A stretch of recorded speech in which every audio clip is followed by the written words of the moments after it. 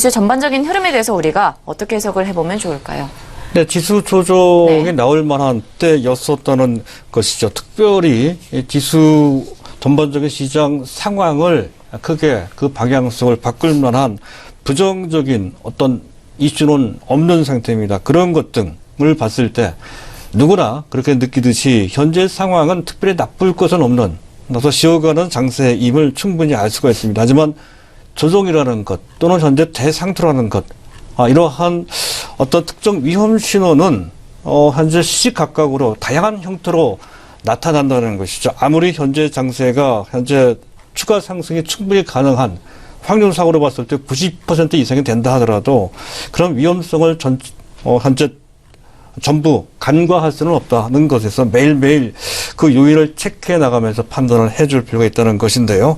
일단 오늘 조정받을 만한 상황을 보니까 이런 것 같습니다. 기술적으로 좀 많이 올라왔습니다. 코스피 지수 상승률이 3월달 들어 4% 정도인데요. 사실 큰 것은 아닙니다만은 중기 이평선 121선을 보는 게 좋습니다. 이격이 105.8, 미국 다우지수나 나스닥에 비해서는 작긴 하지만 최근 코스피 지수가 이런 정도로 121 이평선과 105를 넘어선 적이 그렇게 많지 않습니다. 그래서 기술적으로 약간 부담이 되는 측면이 있다는 것이고요.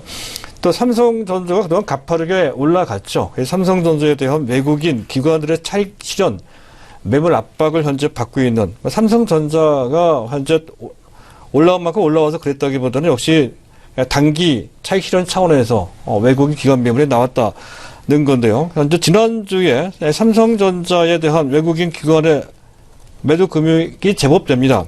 그 전주에는 순매수했던 그들이 지난주에는 순매도를 했다는 건 각각 1230억, 1218억 매도를 했다는 것이 그를 보여주고 있고요. 오늘도 아마 그런 매물들이 출회된 것으로 판단이 됩니다. 또 앞에서도 설명드렸듯이 이벤트가 공백 상태죠. 현재 그동안에 그 어떠한 부정적인 현재 이벤트, 심지어 금리 인상이라고 하는 만만치 않은 그런 변수마저도 오히려 호재로 인식하는 정도로 전 세계 증시는 이른바 트럼프 랠리 선상에 놓여 있었다는 건데요. 하지만 그 이벤트를 바탕으로 해서 올라왔던 것에 반해서 지금은 4월 중순까지는 이벤트가 거의 없는 상태입니다. 그래서 그에 따른 심리적인 그런 공백이 다소 조정 분위기를 만들 수 있다는 것이, 더군다나 미국의 정부의 예산안이 발표가 돼서 예산안과 관련된 약간의 잡음이 생길 수 있다는 것이죠. 감세안이나 또는 현재 인프라 투자안과 관련돼서 현재 야당 쪽에서 민주당 쪽에서의 제동이 현재 전반적인 분위기를 약간 흐릴 가능성이 좀 있다는 것까지 감안한다면 충분히 분위기상 조정 분위기가 만들어질 수 있는 그런 상황이라는 것이고요. 그리고 추세적으로 중기적으로 본다면 금리 인상에 대한 시장 반응은 다소 이례적입니다.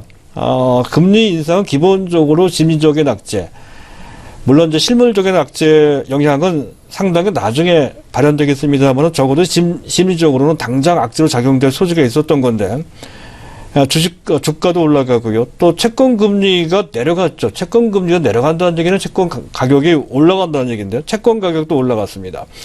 또 우리나라 원화로 따진다면 원고가 진행이 됐죠. 보통은 현재 금리가 인상이 되면 달러 가치가 올라가고 그에 따라서 주변 통화, 특히 신흥국 통화 가치가 떨어지는 게 일반적인 예입니다. 하지만 현재 지금 미국 금리 인상됐음에도 불구하고 원고, 주식도 올라가고 채권 가격도 올라가는 이례적 현상이 나왔다는 것도 다소 지속성이 좀 떨어지는 측면이 있습니다. 바로 이런 것 등 때문에 조정을 받았다는 건데, 그렇다 치더라도 이것이 심각한 조정 같지는 않다 하는 것은 앞에서도 구리 가격이나 또 기타 환율, 특히 환율 보면 알 수가 있습니다. 만약에 이 상태가 매우 심각한 위험성이 내포된 그런 상태라고 한다면 원고가 나올 수가 없죠. 원저로 가야 될 겁니다. 그동안 또 많이 원고로 진행이 됐습니다. 금년 들어 주요 27개국 통화 중 가장 절상폭이 큰 나라가 우리나라죠. 우리나라 절상폭이 3.2% 정도 됩니다. 상당히 많이 올라갔습니다.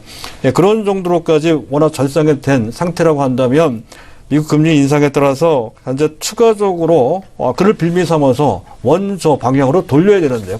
오히려 올라가는 방향이 더 올라가는 원고가 아주 강하게 진행된다는 것은 그만큼 원화에 대한 수요가 크다는 것이고 또 추세적으로 본다면 우리나라 펀더멘털이 개선되고 있음을 보여주는 그런 측면으로 해석될 수 있다는 것이죠. 다른 것이 큰 변화가 없다고 한다면 이 자체만으로도 현재 상황은 나쁘지 않다는 것을 알 수가 있다는 것이고요. 또 글로벌 금융시장의 이상주가 거의 나타나지 않고 있는 그런 상태입니다. 향후 1, 2개월 후에도 그러한 변수는 별반 크게 포착되지 않는 그런 상황입니다. 상당히 안정적인 상태라는 것이죠. 또 한 가지 달러 약세는 사실 앞에서도 우리 원화를 대비해서 말씀을 드렸습니다만은 유럽이나 또는 중국, 러시아, 브라질도 포함이 됩니다. 자원부국들이죠. 호주도 마찬가지입니다. 자, 이들 통화를 강하게 만드는 요인이 된다는 것이고 또 그들이 통화가 강하다는 얘기는 유럽까지 포함해서 현재 미국 외 다른 경제 섹터들도 조금씩 현재 지금 경기가 좋아진다는 것을 뜻한다는 측면에서 분명 호재가 긍정적인 상황이라고 이제 할 수 있는 것이고요. 또 한 가지 우리나라 상장사 영업이익 지난 4분기 때도 상당히 좋았습니다만은 지금 현재 1분기 실적 발표를 1, 2개월 앞둔 상태 하에서 현재 1분기 실적 전망을 보면 상당히 양호하다는 것이죠. 지난 4분기 대비로도 한 상장사 물론 저 코스피 위주입니다. 네, 코스피 상장사의 영업이익은 적어도 25% 내지 35% 물론 매출은 정체되어 있는 것 같습니다. 적어도 매출은 정체되어 있지만 그래도 영업이익은 그런 정도로 깜짝 성장할 소지가 상당히 높다는 것이죠. 그런 상태에서 현재 PER, PBR도 낮은 상태입니다. 그래서 그런 상황. 또 현재 최근 오늘 외국인들이 순매도를 하긴 했습니다. 847억 원 순매도한 것으로 집계가 됩니다만 3월 2일부터 3월 17일 지난 주 말까지 12거래일 동안 그들의 매수한 금액은 3조 2,500억 원입니다. 일평균 2,700억 원을 순매수했다는 것이죠. 일평균 2,700원 순매수한 것에 비해 오늘 847억 원 순매도는 상당히 적은 폭이죠. 기술적으로 일부 매물이 나온 것에 불과하다는 것을 알 수가 있고요. 또 추세적으로 본다면 국민연금의 오늘은 국민연금이 최근 들어 국민연금이 약간 보수적인 스탠스를 보이고 있습니다만은 작년 말 기준 운영자산 현재 운영자산 합계가 558조 원입니다. 매년 45조 원 내지 50조 원 정도가 계속 순증하고 있는 그런 상태죠. 현재 그들이 갖고 있는 주식 비중은 약 18% 약간 넘어갑니다. 18.3%인데요. 그들의 목표는 20%를 채우는 것이죠.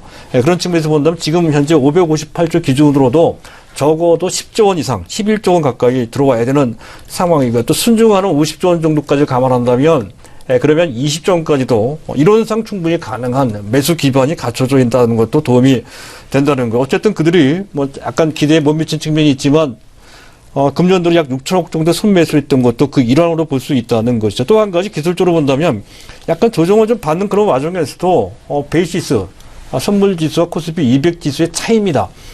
이 차이가 지난 6월 말에 처음 본격적으로 거래됐을 그 당시 3월 초만 하더라도 0.1, 0.2 정도였던 건데요. 지금 현재 0.3, 0.4 이렇게 올라왔습니다. 그만큼 현재 상황이 나쁘지 않음을 보여주는 그런 상황이라서 현재 상황은 기술적인 조정을 좀 받는 그런 상태라는 것. 하지만 무조건 상황을 낙관적으로만 볼 수는 없습니다. 글로벌 증시의 현재 지수 위치, 또 각각의 주요 종목들의 주가가 상당히 싸지 않기 때문에 그렇습니다. 따라서 어느 정도 경계를 하면서 현재 상황을 긍정적으로 보는 그런 시각으로 보시면 될 것 같습니다.